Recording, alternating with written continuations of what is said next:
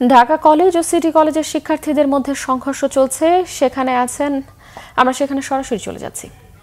City কলেজের মধ্যে সংঘর্ষ থেমে থেমে যে সংঘর্ষ কিছুক্ষণ আগে সেই সংঘর্ষ বন্ধ ছিল, সেটা এইমাত্র আবার শুরু হলো, যেখানে সিটি কলেজ তারা রাস্তায় নেমে এসেছিল এবং পুলিশের সঙ্গে তাদের যে ধাওয়া পাল্টা ধাওয়া সেটা আপনার মাধ্যমে দর্শকরা নিশ্চয়ই দেখতে পারলো। এবং সায়েন্স ল্যাব যে মোড় সেটা কিন্তু এখন পুলিশের দখলে বলা যায়, কারণ কিছুক্ষণ আগে স্টুডেন্টরা অর্থাৎ সিটি কলেজের স্টুডেন্টরা রাস্তায় নেমে এসেছিলেন এবং তারা এখনো রাস্তায় আছেন।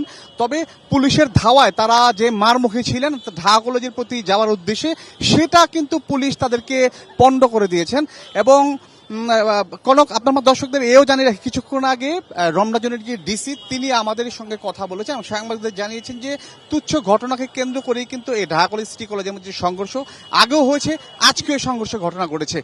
এবং তারা আজকে বেলা 11টা থেকে তারা এই সংঘর্ষে জড়িয়ে পড়ে, একে অপরের কলেজ কিংবা কলেজমুখী হয়ে তারা ধাওয়া পাল্টা ধাওয়ার ঘটনা ঘটায়। একবার ঢাকা কলেজ সিটি কলেজমুখী তারা আক্রমণ করেছে, আবার সিটি কলেজ ঢাকা কলেজমুখী হয়েছে তারা।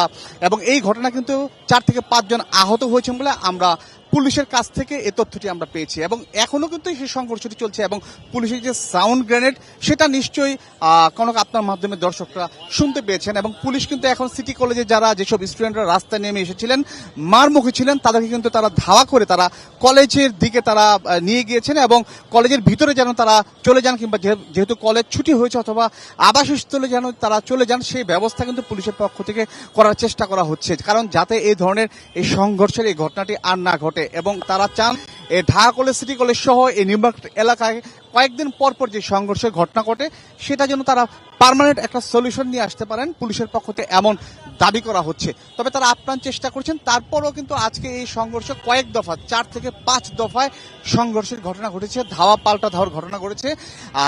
ঢাকা কলেজ এবং সিটি কলেজ একে অপরের মারমুখী হওয়ার চেষ্টা করেছেন এবং তারা 4 থেকে 5 জন আহত হয়েছেন। লাঠি সোঁটা ইট পাটকেল নিক্ষেপের ঘটনা ঘটেছে। তবে এখন পর্যন্ত কোনো ধরনের যানবাহন ভাঙচুরের ঘটনা বা কোনো গ্রেফতারের ঘটনা কিন্তু পুলিশের পক্ষ থেকে আমরা এখন পর্যন্ত জানতে পারিনি। তবে যান চলাচল এখন আবার হচ্ছে, যেহেতু যারা স্টুডেন্ট যারা রাস্তায় নেমে এসেছিলেন পুলিশ তাদেরকে ধাওয়া করে তাদের রাস্তা থেকে সরিয়ে দিয়েছেন, ছত্রভঙ্গ করে দিয়েছেন।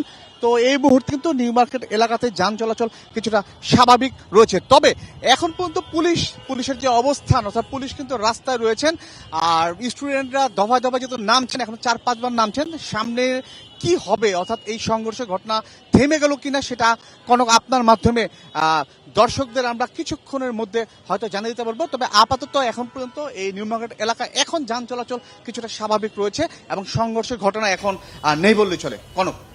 জি, আপনাকে ধন্যবাদ।